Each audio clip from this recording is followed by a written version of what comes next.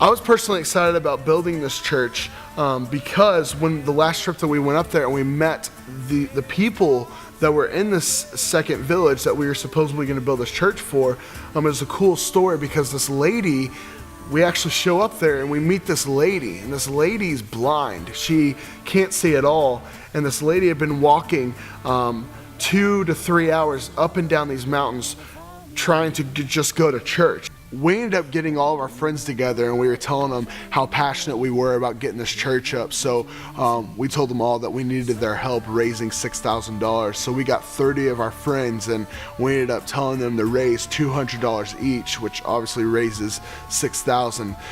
And then on top of that, we get this random phone call from this Independence Day for Guatemala event that was happening at the Civic Center, and we ended up going there and they turned this whole secular event into helping us raise the money for these churches. So after that, we ended up getting a phone call from a random church in Dallas, and they said that they're sending us a check for $1,500. It was crazy to see people literally catching this vision, people from everywhere, churches from Dallas, churches everywhere were just coming and joining with us and saying we wanted to help you. And really honestly, that's how we would say that this ministry even started, was because of so many people catching wind of this and catching interest in this and really coming behind us and helping us do this.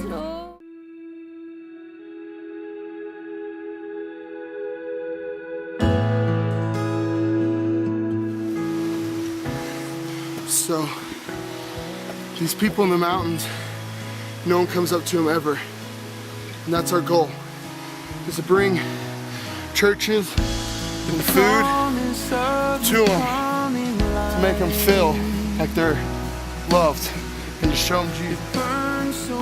One of the main reasons why we had to return to Guatemala was to visit Pastor Francisca and her husband, both of them pastor in El Tupal, this village that is very difficult to climb to, but we knew that we had to go back because we were just excited to know that their prayer had been answered, and the second church had now been finally built there by her house.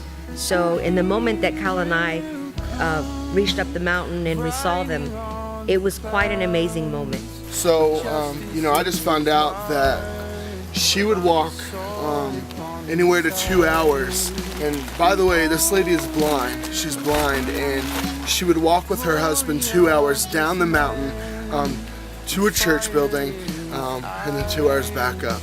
I just seen so many pictures of her and videos of the people there that lived up there, and I was just so happy to meet them and be able to hug them and tell them that I love them, and it was just a moment that highlighted the whole trip for me.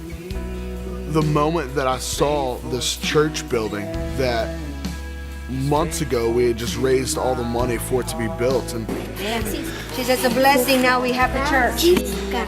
Yes, my brothers. The building's right there in front of us. The first thing I wanted to do was really just to thank the Lord. And Here's a second church that y'all helped us build. We could have not done this without y'all. Pastor Francisca is really excited to show us the new church. So here it is.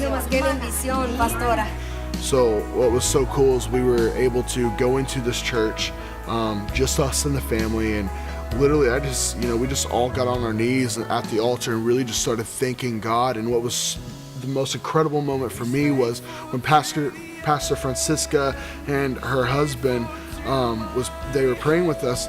They ended up gathering all around us and started praying over us, and it was the most intense prayer that I've ever had anyone pray over me ever in their life. It was the most intense prayer that I've ever experienced in my life, and it was just so cool to see how thankful these people were.